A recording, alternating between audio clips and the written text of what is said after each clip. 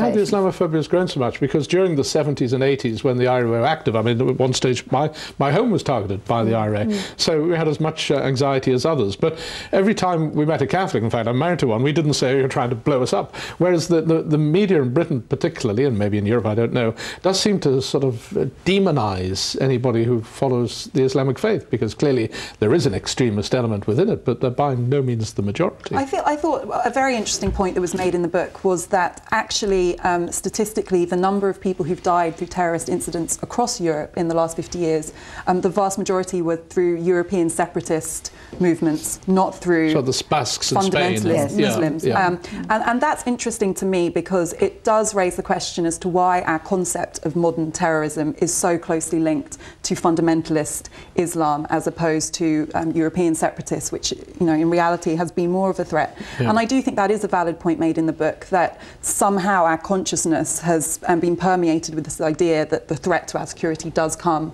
from Islam. And I think what the book does is link that to immigration and concerns about nativism and preserving cultural identity. And that's where I think different countries have had different experiences. And I think that it is an interesting trajectory, given that so many Muslim immigrants have come here and settled. And for me, what's frustrating about the book, actually, is that it doesn't go deeply enough into the question of what we think should happen. Are we talking about integration, or are we talking about assimilation? What is it we value about our immigrant communities? Do we want them to come and become just like the people who were here before? Or do we value the fact that they bring something distinct, and that they settle and they live across the street from you and me, but at the same time, they still have their own cultural identity? We don't expect them to behave assimilation doesn't really seem to lower the same. temperature, does it? Because in France, as you know, burqas are banned, headscarves are banned, as is a Christian cross and a Jewish skull cap. I mean, they don't just pick on followers of Islam in France, but it doesn't seem to have reduced the tension in the cities where that's a problem. Whereas you'd imagine if the French are going down this route, maybe that would help assimilation. It doesn't actually seem to be working at all.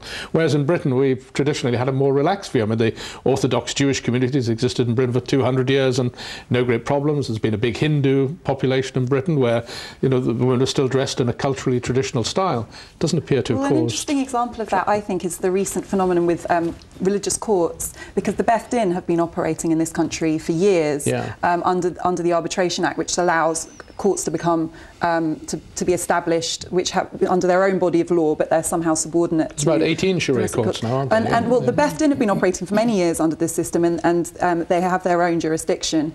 But recently, Muslim tribunals have been setting up as well to deal with, to apply Sharia law in quite limited context, but controversially in marriage and some family matters. And the controversy that's been caused by this really quite small number of Muslim courts is interesting, given how long and uncomplicated the history of the Beth Din has been perceived. I mean, Paula, we don't want to pick on Afro's profession unfairly, but it isn't. I mean, other media really just whip it. I mean, the Daily Mail goes on about Sharia courts, but they don't go on about the Beth Din courts. So I think Afro's right and I'm sorry that the book did not explore more deeply where nativism comes from, what is the psychology of nativism, because it's not all bad. I mean, there is a very natural wish to be with our own kind and to, you know, and to preserve our own way of life. I mean, that's something you can't eliminate, and you can't call it wicked and wrong. You know, it's built into most human beings. They have that sort of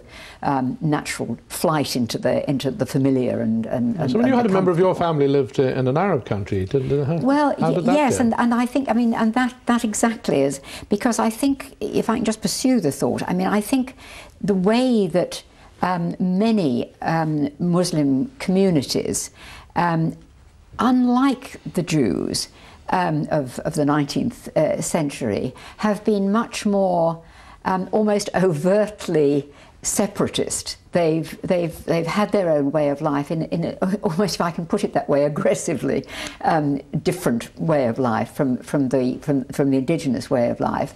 And I do think there is a real criticism of some, and it is a minority, of some of the Islamic community who have not made any attempt to reach out to their host community, if I can put it that way. Is this a feminine issue particularly, do you think, with female emancipation? I mean, you see, I do remember my son and daughter-in-law lived in Qatar for some years, and my very feisty Oxford graduate daughter-in-law, who's a very tough Western woman, nevertheless she wore a black long dress up to her neck and down to her sleeve because she respected the culture in which she was living, and that was her sort of overt way of saying, although I am not of your culture, nevertheless I respect your culture.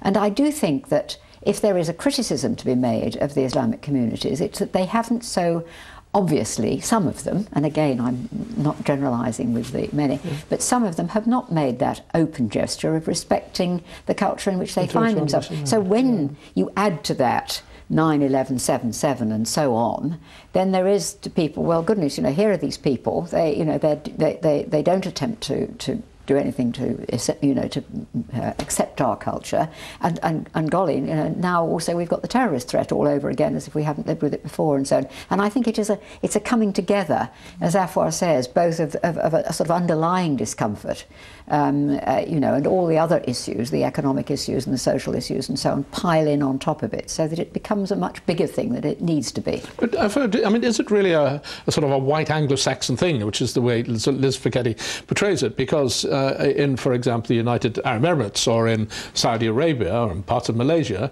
you couldn't just be an Arab and move to the United Arab Emirates. You wouldn't be given citizenship. So it's not just about a faith or a genetic form. It's actually about our nation. And she doesn't really deal with those sort of states that won't allow people, however long they've been living there, to become. So they're nativist as well. Whereas I think Liz sort of portrays it as a particular European problem. But I'm not sure it is. There is a simplicity to the book, not in a good way, in the way that it's portrayed that issue. I've lived in a Muslim country, and as you were saying, you make an effort to respect the local values and to fit in with the local culture to a point. I didn't become from that country, but I made sure that the way I carried myself was compatible with their values.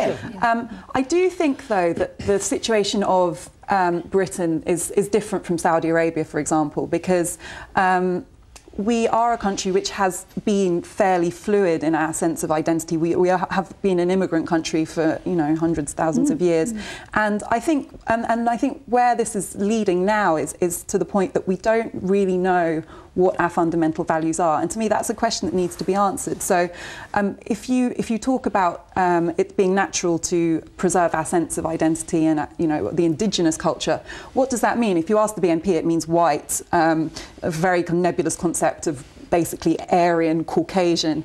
If you ask most British people, they would say something much more tolerant, but I don't think there is a very clear sense. And if you ask feminists, some of them would say it's not wearing a hijab. And I think one of the interesting things, and it comes out in the book, but I felt it could have been dealt with more clearly, are the alliances that have been created. If you look at the Swiss minaret issue, at the moment, it was very interesting to see. That was a bit of a surprise, really. Well, the thing that was so interesting was that it had been a collaboration of this very right-wing political party, which had been quite anti-feminism. It promoted women staying at home, and then suddenly forming an alliance with quite hardcore feminist groups who perceive Islam as a threat to women's rights. And this, fundamentally incompatible two groups suddenly find themselves in allegiance because of their opposition to Islam and the perceived threat that Islam poses. And I think similar here, and Liz talks about it as, I think, feminist paternalism, and she accuses white feminists of giving legitimacy to an essentially xenophobic or Islamophobic agenda. But to me, this is all part of the greater problem that we don't really know what our values are. What is it we're trying to preserve? If we don't have a clear sense of that, then how can we fairly accuse an immigrant community of threatening it? And I suppose